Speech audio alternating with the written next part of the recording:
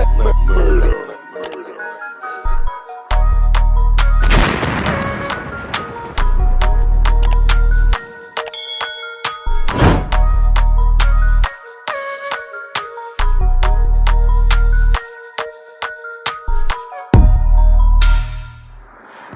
what's up? This is King of For Real with RasheedAlmondtv, and today we have a special guest. We're interviewing Blaq, known as Blaq. He's a business owner, a musical artist, and a family man. Listen, get them drinks together. We finna dig into his life.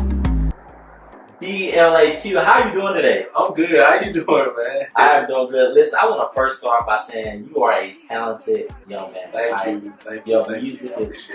Your music is dope. Like everything about you, from your swag to your music, you're inspiring. I just want to say thank you. I appreciate that. That means a lot. Oh, thank you so much. Yes. So now I just want to dive into you a little bit. I want to dive into your music career and all that. Can we do that? Yeah, that's fine. Okay, so what first got you into music? I started music when I was about 8 years old. Started out singing mostly. In church, stuff like that. Then I kind of went into poetry mode, where I was doing a lot of poems and stuff like that. Then I went into doing like scriptures and all that stuff like that, which led me into where I'm at now with rapping. Right. I started out as a gospel artist. At 13 years old, I was in a group with called C Squad. C Squad. Yeah, C Squad. Yeah, me and my boys. It was me. A friend from home named Josh Jordan and his brother, who has passed now. His name is Teddy. Us three rapping in church. Just little teens doing our thing for God and stuff like that. So at age 13, did you think that you would be where you at today? I knew that my life was going somewhere. I just didn't know it was going. Well, it's kind of like, it's funny. I knew, but I didn't know. Right. It's like, because I would have dreams and stuff like that, and it's like every dream that I've had has really come true. Right. I just didn't know when it was gonna come or whatever like that, but I kind of knew I was gonna be, where I'm at now. Yeah, I'm still growing, God did his thing. You feel me? Yes. So, who inspired you to make music? Did you have a role model in the music world? At 13. My role model at first, because I was so heavy in the church, I was looking at Kenton Jones.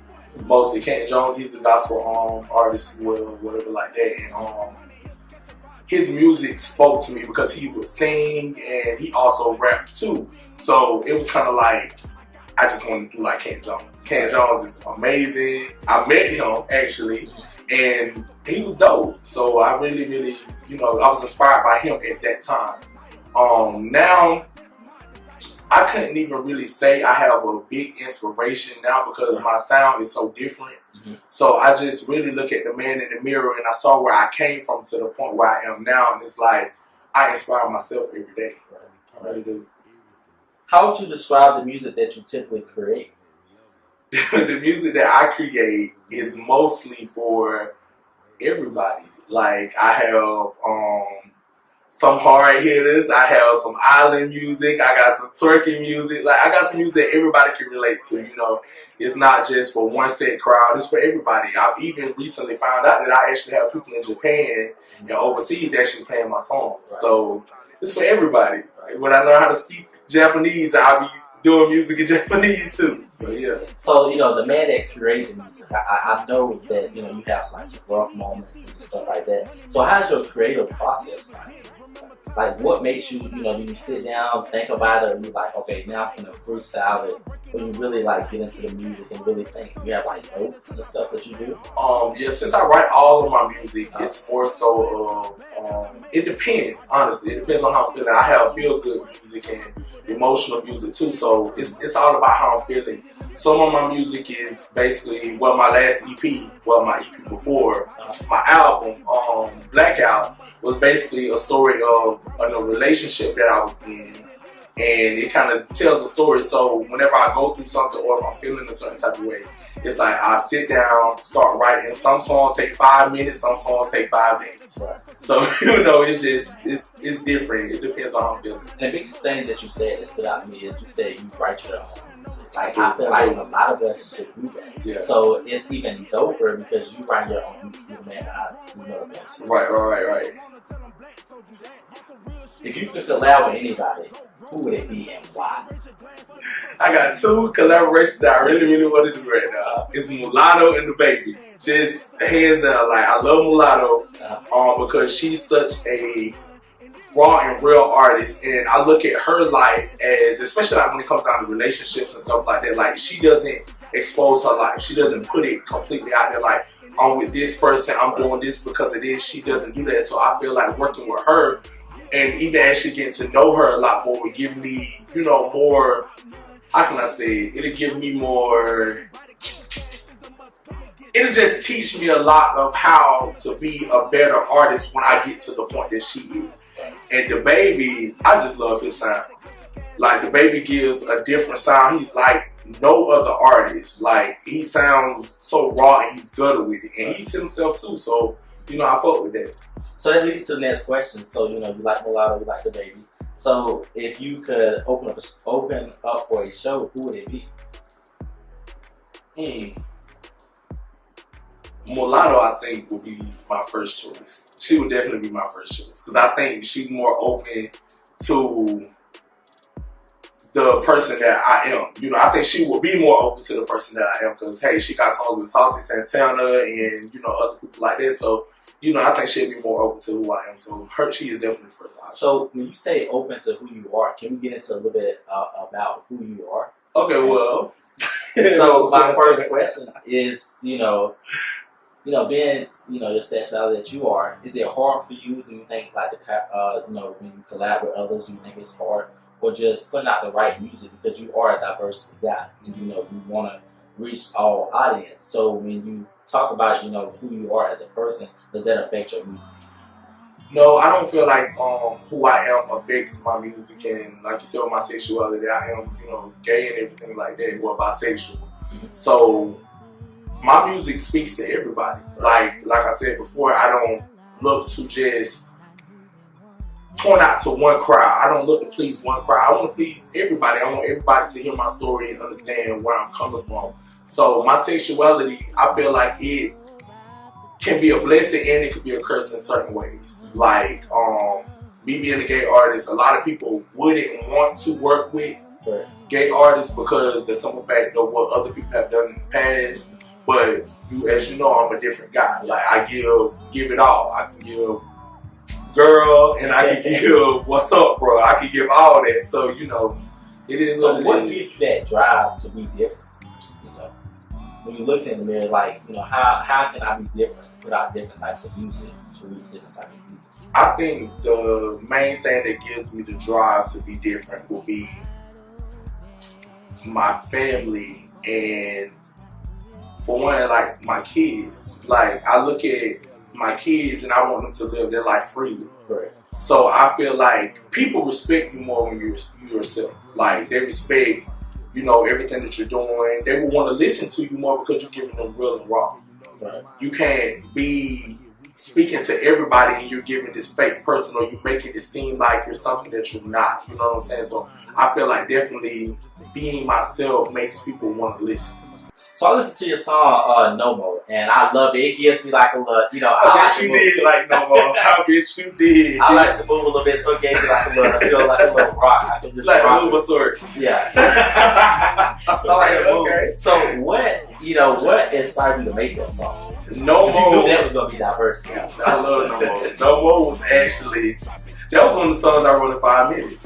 It was actually one of the songs I wrote in 5 minutes. I heard the beat and I was just like, yeah, this is like I wanted to see just ass shaking, just bouncing, club banger. Like I wanted to give people something because from my first album, I didn't really do too much of that. Koof was like one of the songs that I kind of tapped into it a little bit, but when I did No More, it was like, yeah, they're gonna ride to it, like twerking and all this stuff. So that's what I wanted to do. I definitely got a little move to that. Not a little move. Yeah, you need to make a TikTok with all these followers you guys, so we need to make it happen. Okay, so definitely good.